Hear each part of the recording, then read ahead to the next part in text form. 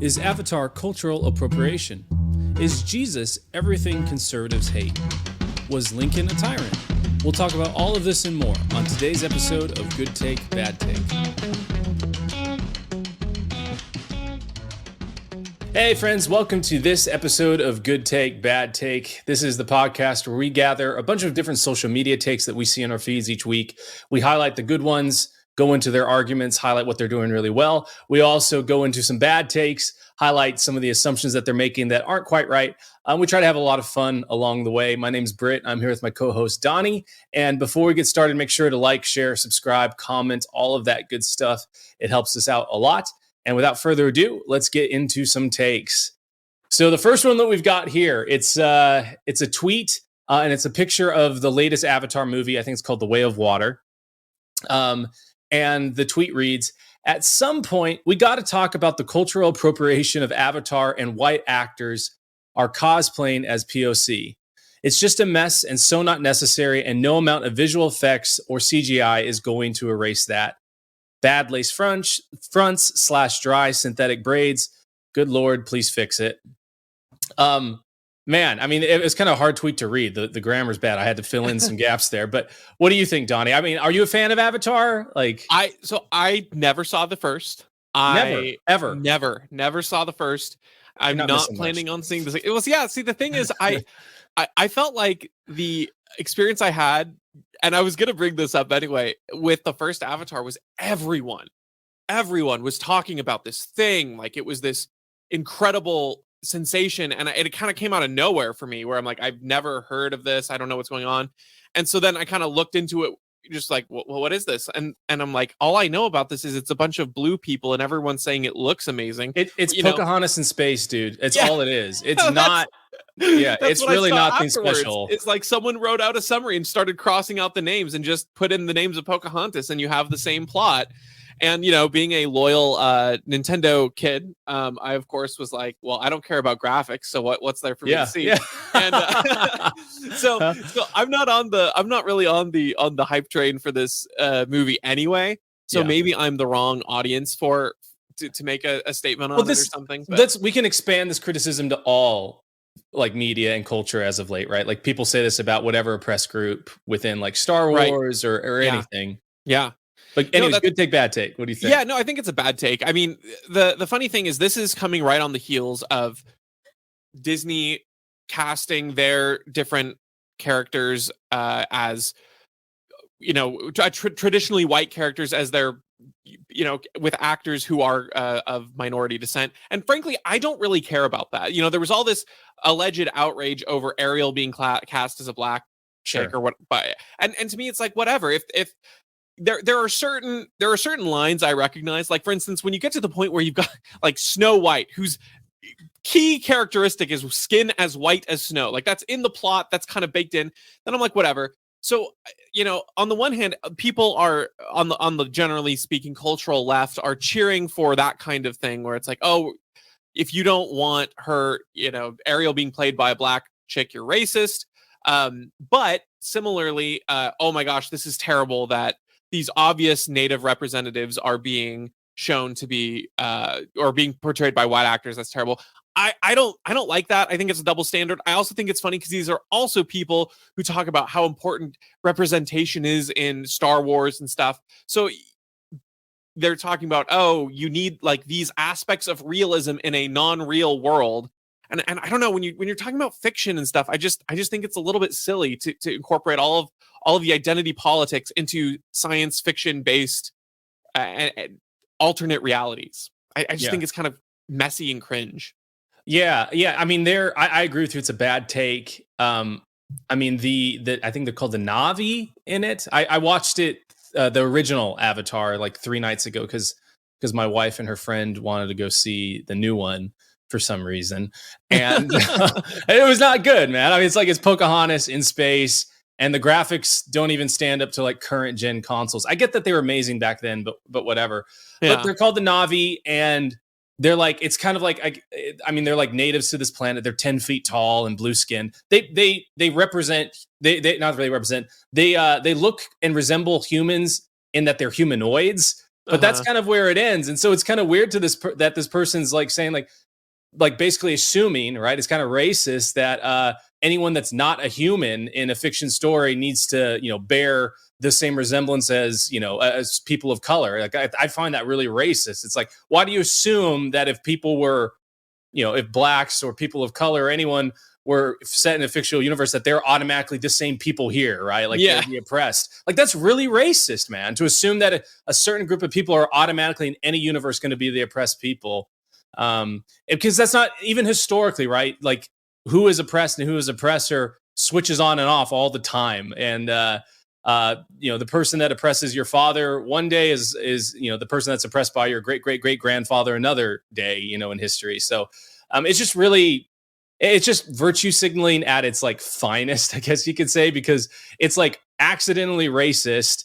And it reveals their actual intent and what they actually think, right? It's the new modern day version of white man's burden, right? This lady thinks that like, oh, like I see someone being oppressed, that's automatically people of color. It's like, oh, that's a really ugly view to have. Yeah, I was gonna say, whenever you go back into history, there eventually are going to be similar characteristics from ancient civilizations, no matter where you are across the globe, and I just wonder where does this line get drawn as far as what is and isn't acceptable portrayal? Are you going to be offended if every Japanese character is portrayed by a Chinese actor or a Korean actor? And as you point out, this isn't even that, right? Like these are a sort of rural tribe of space creatures. It's not even a race thing. But if you're going to make that in your mind, if you're already going to connect them and make that racist assumption, just make that connection. I mean, how many actors are you going to disallow from playing different identity groups? Because if you want to divide people based on race, why are you stopping at race? Why are we also not stopping at height? Why should are we be not 10 feet tall? Like exactly. Why are we not stopping at other attributes like eye color or hair length, and take this to any level? Should a person of British descent be able to portray someone who is of Italian descent in a movie? Should someone, like where do you arbitrarily draw lines about what does or doesn't constitute racism? I would tend to think that people would find, quote unquote, whitewashing of an Asian role to be racist, but also you can include Asians with the whites when it comes to school, racism and separating grades out that way. So you have to have all these different, okay, is X class oppressed enough in this specific context for me to be offended? Which is, again, it's like you're trying to find the reason to be offended, trying to justify your offense rather than being genuinely offended for something that's actually harmful or dangerous or whatever. Yeah. Have you ever seen the clips of when John Wayne played Genghis Khan? No, do you even know about that? No. Oh my God. It's so bad. And that's like the line for me. It's John Wayne playing Genghis Khan, the Mongolian horde leader. When he doesn't even try, right? Like he still has his Western twang of a voice, and he's in the East, and man, it's really bad. And it's universally mocked and pined because it's like, oh, this is like a terrible casting, terrible delivery, and everything. And so to me, it's like if there's an actual reaction to a casting, that's like, okay, that's fair. But this is manufactured, right? It's like it's looking for distinctions that really shouldn't be considered at all, right? Like these are 10-foot tall blue people that you can't even tell the race of the actor playing them other than maybe the voice, depending on how they portray that, because they're in mocap gear and it's got, billions and billions and billions of man hours of, and maybe not billions of man hours, millions of man hours of graphical processing units, that have been designed to make these people look the way that they are, right? Like it's tons of hardware, tons of stuff to cover it all up. You can't tell if the person's race is coming through and shining through that, something went wrong way before that, and it was a technological issue. It's not because the casting director is trying to do something. I mean, James Cameron's kind of awful, to be honest with you. So maybe he is trying to draw a parallel there. But anyways, I don't think Avatar's racist. I am not going to see it. But yeah, I have no plans. Not a poignant issue I'm going to bring up here, but a very funny one. If anyone listening has seen It's Always Sunny in Philadelphia. I think of the one episode where two of the characters want to make a Lethal Weapon 5 or whatever, and one of the lead characters in that movie series is black, and they have a whole discussion about whether or not a white guy can put on tasteful blackface. Oh. And it's just super offensive conversation. It's very, very funny. And yeah, I just think of that if anyone's seen that. I've never really watched that show. I got to do it because it's very funny. It's very crude and out there. But okay. But I mean, it's very, very well made. It's very funny. All right, moving on to our next one. We've got a picture of what is supposed to be Jesus, and the meme reads: Jesus was a Middle Eastern man. Jesus was a Middle Eastern bleeding heart liberal socialist who challenged authority and had conviction. Everything conservatives hate. What do you think, Donnie, as a Christian who loves Jesus? Yeah, well, first I'm disappointed it's not like a picture of Obi-Wan, because those ones are my favorite. Those are pretty funny. Yeah. I think that I'm stumped here. I think that there's nothing I can respond. I think they've got me, and I am now going to vote for Bernie Sanders after every election because that checkmate, I guess, right? I think the funniest thing is there are some hyperbolic segments of the cultural Christianity population, which I would say, probably at its core lives in the South, and maybe some of the other rural areas where they would not explicitly openly acknowledge something like Jesus being Middle Eastern. But for the most part, that is a complete non-issue that absolutely zero people have an issue with. It's not, people don't think about things in terms of identity politics. I think the new populist right does move in that way in some ways, but for the most part, most reasonable people, and I would say most Christians, probably aren't thinking in these intersectional boxes. So it's like, even if this person was thinking about Jesus as a white guy's whole life, it's not like him being told, oh, by the way, he's Middle Eastern. That just because I'm taking the first one here, that's not going to blow his mind. That's not going to do anything to change his perspective. It's like, okay, cool. And we're so much more concerned with things like the content of his teachings and his character and who he was and those kinds of things. So I think him being Middle Eastern, again, most people are like, yes, we know that. Of course, we pay attention to the cultural context. Bleeding heart liberal socialist, that's just pure conjecture on their part, because as we've talked about multiple times on cringe posts and stuff, is that Jesus's commandments about sharing, about providing for the poor, about being generous with your wealth are all very true things that are done on an individual level and not coerced by the government. At no point did Jesus say, have the government do these things. And don't worry, you're gonna have people coming back with some of those verses like render unto Caesar what is Caesar's, about taxes. We've already talked about that a long time ago on Cringe Post. Go check out those episodes if you want. But in short, even if owing what is Caesar's is the point being made there is like, don't value things of money. Like that's not what matters on this earth. Render unto God what is God's. Everything on earth is God's. Yeah. All of his kingdom, that kind of stuff. But other things like arguing like that, where Jesus talks about government, in many ways he's talking about things that probably aren't, generally speaking, leftist socialists' favorite, like the government should be the enforcers of the law, and they should be punishing the evildoers and things like that, which I also don't think socialists generally love, what the standards of Jesus would have be punished. So liberal socialist, bleeding heart, not at all an accurate pinpoint, a complete red herring and conjecture, who challenged authority and had conviction. Maybe conservatives have an issue with that. I generally think that is a pretty good thing. I just wish that the people who posted this image had conviction to challenge authority in times like the COVID regime. Yep. And things like the Department of Education or any other list. So it's very easy to say, oh, the people who aren't like me, they hate someone who lacks conviction, and they never challenge authority. It's very easy to say that while you're turning blinders on to where you do that in your own perspectives and worldviews. So overall, I think this is a pretty terrible take.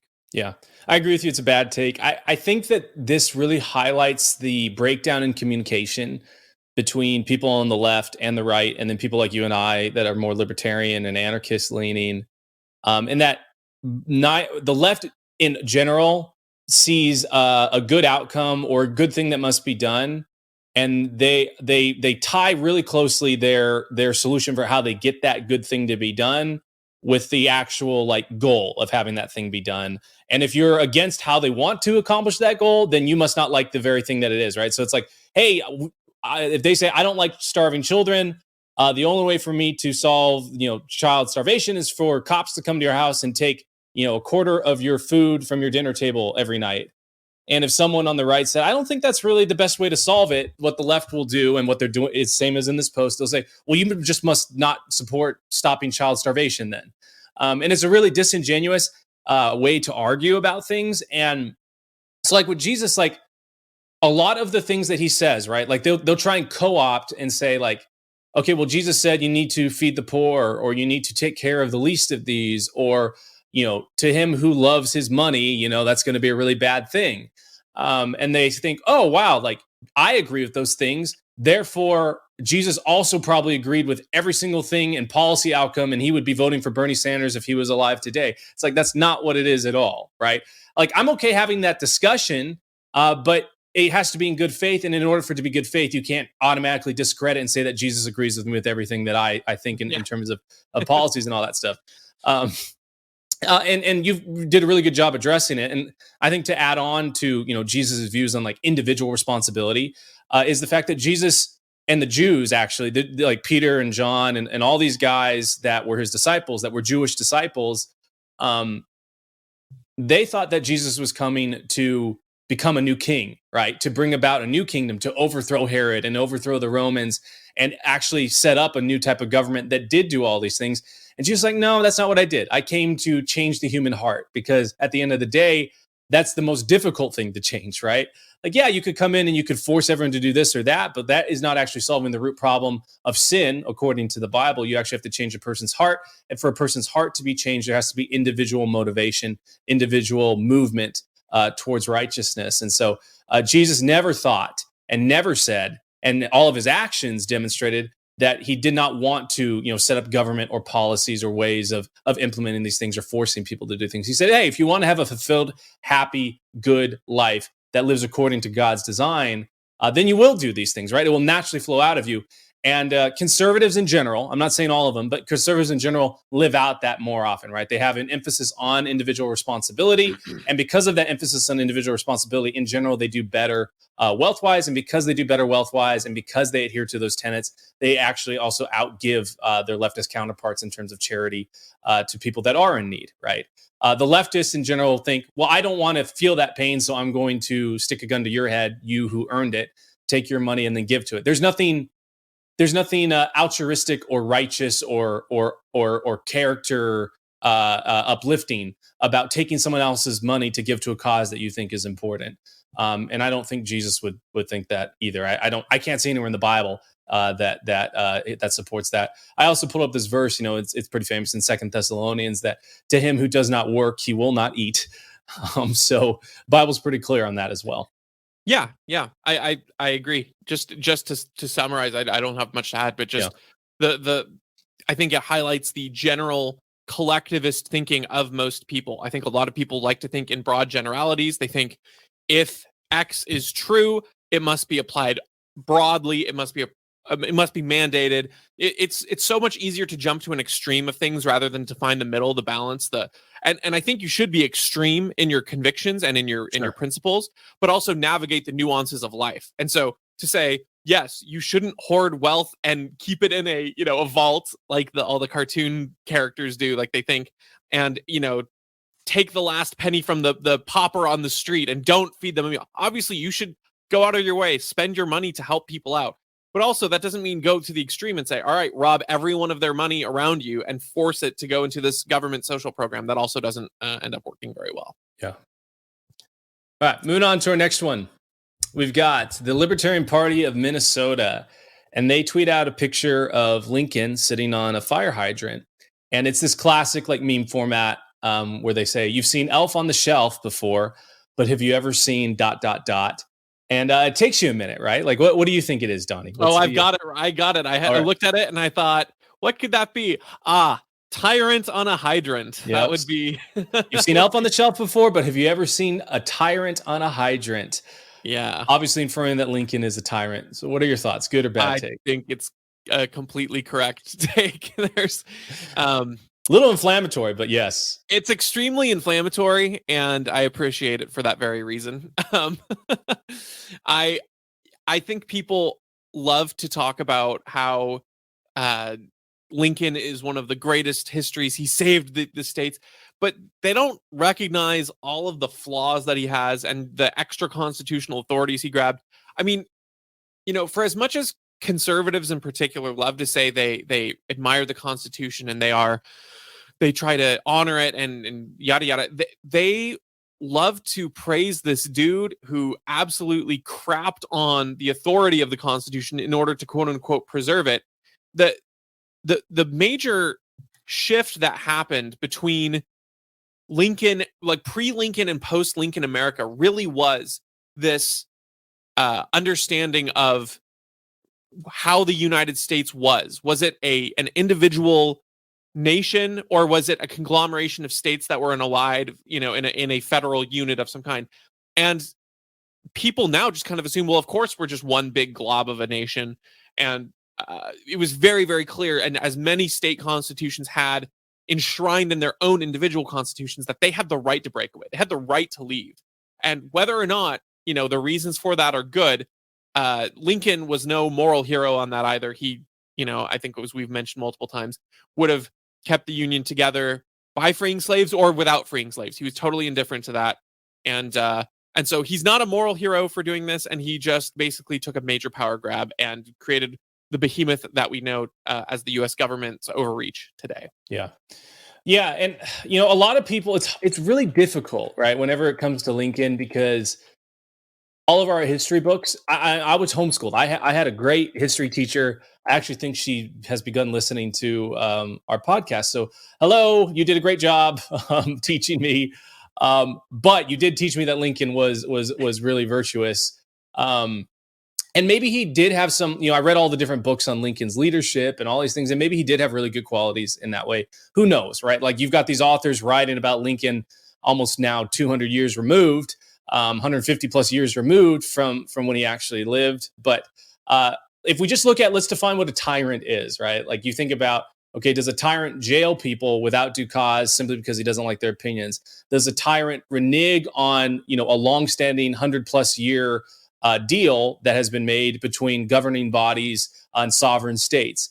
Does a tyrant decide to shed bloodshed simply because he wants to keep his, taxation populous? It's like, well, all three of those things are true, right, of Lincoln. Like, he was willing to shed blood to, in order to keep the states from seceding. He reneged on the deal that had stood for over 100 years, which was, like you had said earlier, that the states were separate, that the United States was plural, right? It wasn't just a singular country. It was multiple states within, a conglomerate. And then 3, he suspended habeas corpus, and he jailed plenty of people, without any ability to be free, and all these different things without due process. Just really terrifying stuff that, the left and the right will say of, either Obama or Trump. Like, oh man, look at him, Obama threw jail, threw journalists in jail, and then Trump is so mean to journalists, all these things. Like, man, they pale in comparison to what Lincoln did. So yeah, he absolutely a tyrant, had no respect for the founding principles. And, any silver lining of like virtue that people want to ascribe to him was like, well, at least he ended slavery. It's like, he didn't even really do that, to be honest with you. Like, the cotton gin had more to do with ending slavery than Lincoln ever did. In fact, after they won the war, people in the South still continued with a lot of the practices that they were doing before the war, because there was no way to actually enforce it without killing lots of people, and they had enough. It's also evidenced by the fact that, a lot of northern states still had slavery. The Emancipation Proclamation only applied to the Confederate States. It did not apply to northern states that still had slaves. So he didn't actually care about slaves. You brought up the quote that we always reference, that he didn't really care. He would have preserving the Union and keeping his tax base was the most important thing. It wasn't freeing the slaves or anything like that. And there's a lot of actually racist quotes about Lincoln. from Lincoln that you can look back up if you just Google him. So Mises Institute has really good articles on it if you're interested in learning more. Absolutely right. Any more on this one? I don't think so. No, All I right. think you thoroughly Tyrant on a hydrant. We're good. Tyrant on a hydrant. Well, yeah, I guess I'll also say, my history teacher was also very good and taught me that he was good. So I love you, Mom. You were great, but my mom outsourced history for me. So yeah. I'll just call her V. V, you did a really good job in most things, but with Lincoln, I mean, we all were deceived. Yes. All right, moving on to our next one. We've got John Cooper, Twitter verified, posts a picture of Trump and Obama. Under Obama, it says amazing grace. Under Trump, it says utter disgrace. And John Cooper says, who agrees, with the hand raised emoji, obviously inferring that he does. What do you think? I thought this was a really funny one, man, for a lot of reasons, but I'm curious. Yeah. I mean, he half of it's right. Trump is an utter disgrace insofar as, I mean, most presidents in the US's history have been. So I wouldn't say he's more of a disgrace than his neighbor to the left there. So I don't think that part is amazing grace. I genuinely am curious. I'm trying to think about what the fans of Obama love about him, other than the fact that he was a good orator, right? Yeah.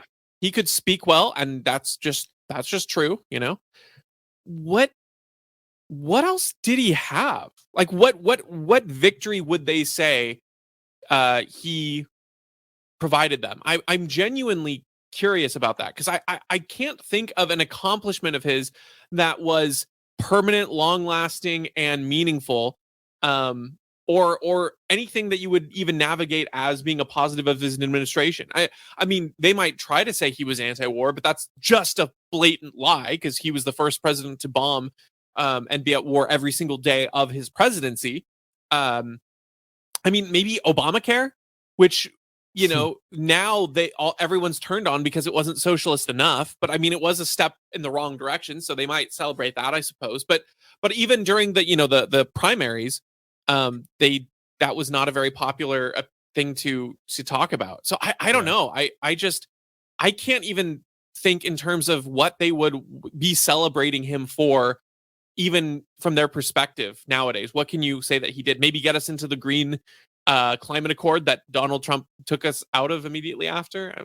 I don't know. Yeah. I kind of agree with you that it's like half and half. Like, I want to say it's a good take because Trump is an utter disgrace, but you also got to assign that to Obama. And what people don't realize is that Trump, Obama, Joe Biden, George W. Bush have more in common with each other than Obama does with a leftist and Trump has with a right-leaning person. Like, they are all elites, right? People don't realize that that's actually the defining line is you have elites and then you have the poor commoner people that are the tax base like us.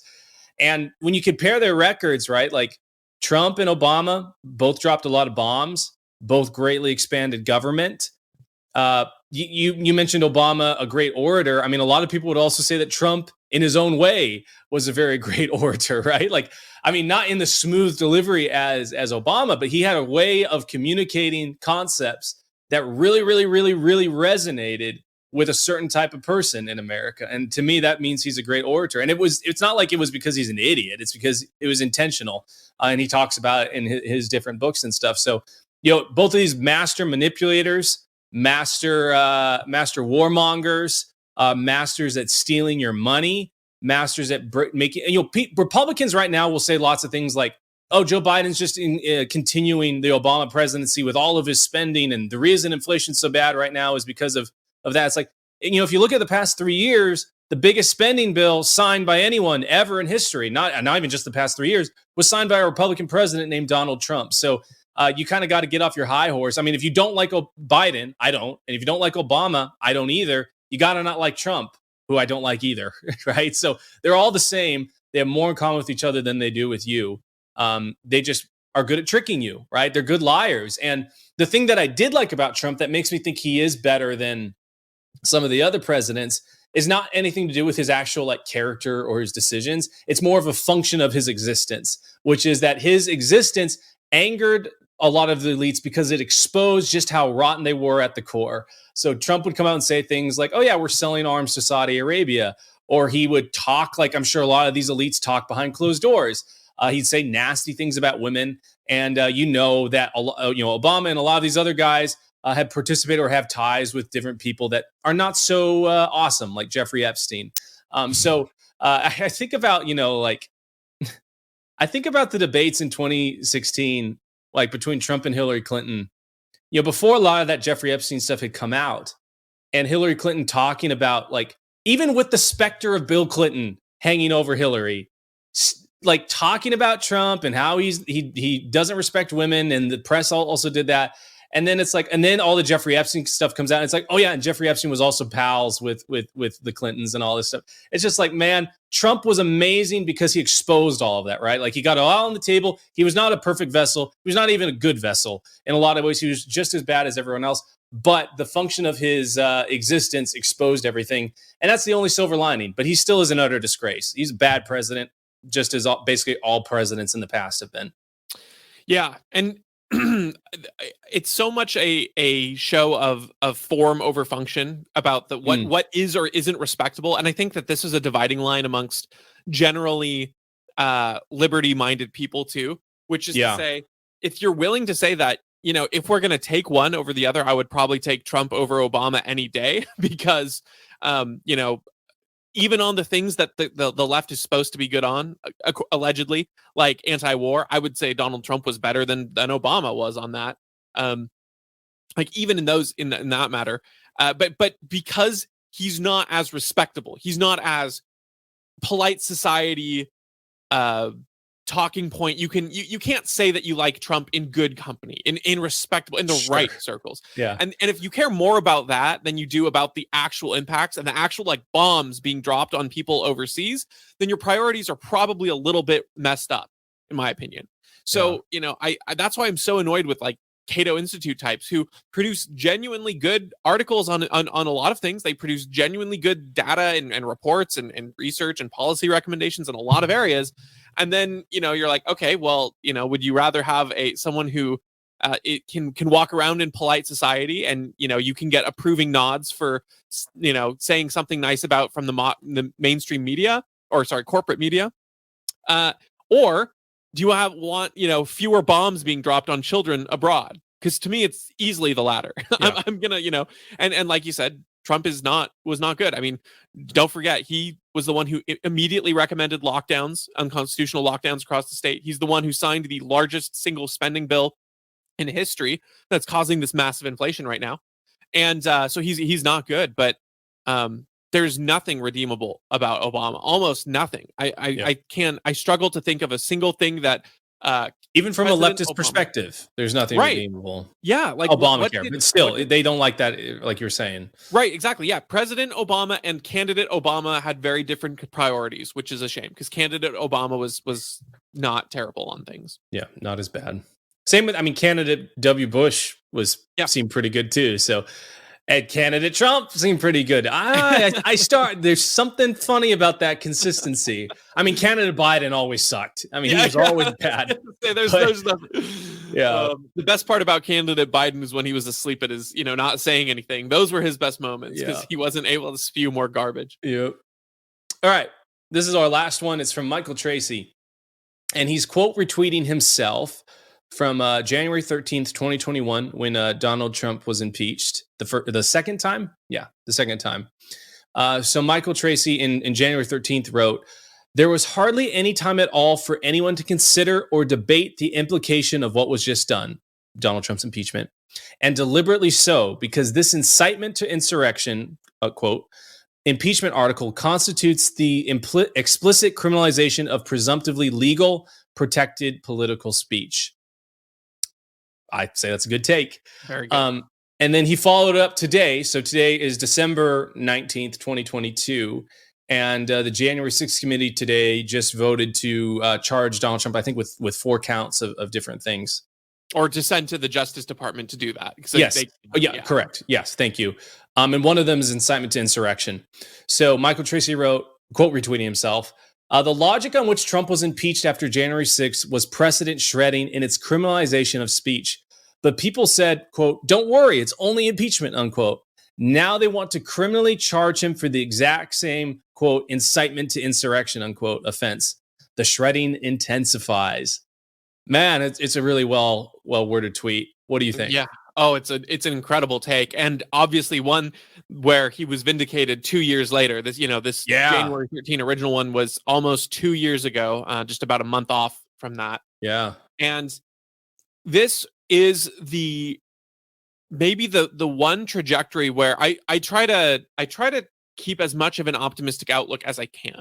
I try to take Michael Malice's White Pill, which I'm looking forward to reading soon. But this is one area where I am actually very concerned, which is to say free speech. I think it's something that conservatives for very, very long time have kind of assumed is sort of non-negotiable, in the sense that as long as people agree what the legal line of free speech is, then we're okay. And I've always argued that you need a culture of free speech before the legality thing even matters an ounce. And I think that this is the cracks are starting to show on the protection, quote unquote, that the piece of paper that the Constitution and the amendments have. Where if we don't have a culture of free speech, and we have people my age who say things like, free speech doesn't mean you get to say hateful things, which is like, that's exactly what it means. Now you're seeing at the broad level, you can gain popular support from these people who want free speech to mean something that it doesn't, or they don't care what it legally means. Those people will support the politicians in power who are they know what free speech legally means. They know that, but they want to use it in a way to punish their political adversary, and in doing so, crumble that definition of free speech. And so what are the ramifications? Well, if we were in a culture of free speech, these people would be voted out for doing something like this, right? If you had a culture of free speech in this, messed up government structure that we have, enough people would say, look, I may like Democrat policies, or I might like, most of what Liz Cheney says. But the fact is, they supported criminalizing Trump for violating for speech that someone's, was supposed to violate some law, but we know that free speech is too important of an issue for this to be right, and we're voting you out. That's not going to happen because we have so much cultural hatred towards the idea of free speech. And now we come to this where the people who are in power and don't care about the principles of the First Amendment, but they know better, are still going to be supported by people who don't know or don't care about the principles of free speech and the First Amendment. And so I think this is I think he was the canary in the coal mine 2 years ago, and I think he's absolutely correct now. The recommendation for charges is an absolutely devastating thing and really, really bad going forward. It was really telling when Elon Musk unbanned Trump, and you literally see the last tweet that Trump tweeted out was something to the effect of, and I should pull it up, but basically like, hey, go home, be peaceful. Like, right. You need to obey the law and we don't want to hurt anyone. This isn't what we do or whatever regarding January 6th. It's like, man, like once you see that, and then you also realize that those tweets, unless you were able to take a screenshot of those before he was banned, you wouldn't have known they existed. You would have only known the reason that he was banned was the one that Twitter gave, which was he incited people to violence. And this is very similar to that. And it's very 1984 Orwellian, like history being rewritten in a lot of ways. And it gives that amount of power. And a lot of the right will be freaked out. It's like, oh, the left is doing this or doing that. And it's like, to me, I don't like the left. I'm a little bit worried about what they're doing. What I'm more worried about, though, is once the pendulum swings back, right? It's going to swing it towards the right, and you've got some really strong man, right-leaning person in charge. That is when things and these weapons of, against free speech will be utilized in such a way that is truly, actually terrifying. you know, Dr. Jordan Peterson talked about when it kind of made him famous because in Canada, they were trying to compel speech with pronouns. They were basically saying, hey, if someone identifies as, some other pronoun, you have to call them that or it's going to be hate speech. And Dr. Jordan Peterson was like, hey, look, like, I actually have no problem calling someone by the pronoun they want to be, but I have a big issue with the government compelling the speech. And it's not necessarily because it's the left doing it. It's because that as he studied authoritarian societies, eventually the mechanism of control that the left implements will be taken and co-opted by someone on the right who is much scarier, much more competent, much more capable than anyone on the left. And that type of power wielded by someone who doesn't have good intentions and is capable is a really, really scary thing. And so the left doesn't realize that they're setting this all up, right? Like I think about Mitch McConnell. I can't remember when it was, but when they're trying to when they basically the Democrats use the filibuster to deny them the ability to get their Supreme Court pick through, just to not deny, but to push everyone through.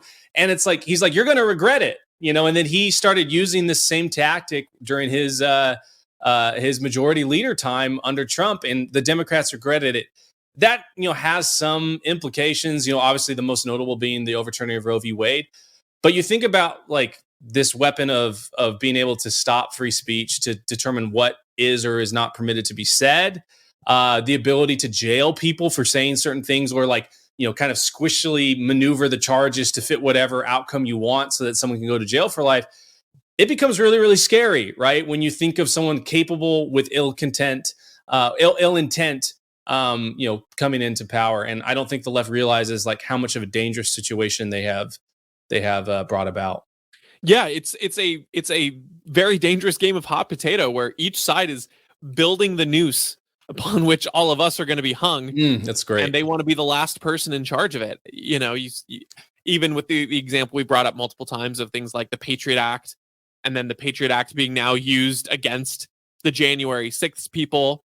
And yeah, I agree. I think this is another one where you get someone who's going to actually crack down on this authority and start banning speech. And again, not to fearmonger, but you also think about things like Intel having in their computer processors built-in abilities to detect speech and censor it.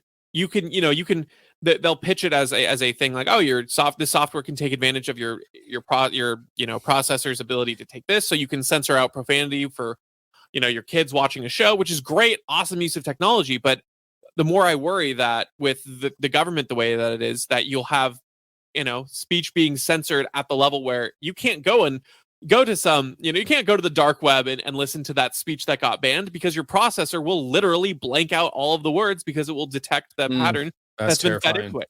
And again, this isn't something that companies have incentive to do on their own. This is only through this awful, evil incentive given through coercive governments, where the government has a very specific social agenda and wants to shape society to bend its knee to the government. And so it will use these partnerships like they tried to with Twitter. I mean, it was revealed today that they literally paid Twitter to censor tweets and accounts. Yeah. It wasn't, as one of our earlier good take, bad takes that we looked at was someone talking about, oh, wow, they were, the White House highlighted tweets and reported them for violating terms. No, not only did the White House send these tweets directly and have pressure, we now know they paid Twitter to ban people, to censor people, something to the tune of like, I want to say $3 million or something like that. Jeez. So yeah, so those are the kinds of things that make me worried. And I think that, for a long time, conservatives have thought the courts and the law structure would always be looked at objectively and hold up for some of these longstanding traditions. And so the culture will blow over and the tides will change. But I don't think that's the case. I think the government is wholly unfit to keep itself accountable to even something like the Constitution, which is unchanging, let alone principles that matter. So this is, I think, a great take and a very concerning thing. Even if you aren't a fan of Trump, even if you aren't a fan of January 6th or whatever, this is a very, very bad precedent. Yeah. That's interesting what you're saying about Intel and then blotting stuff out. I mean, it's like, if for those of you who have not read 1984, the main character, his name is Winston. His job is in the Department of Records, and so anytime the regime wants to say, something opposite, he has to go back through all of history of the records and then change that, whatever line item. So if they were at war with one side, and then it's advantageous to say, no, we're actually allied with him and we're at war with someone else, he would have to go through and change all those things.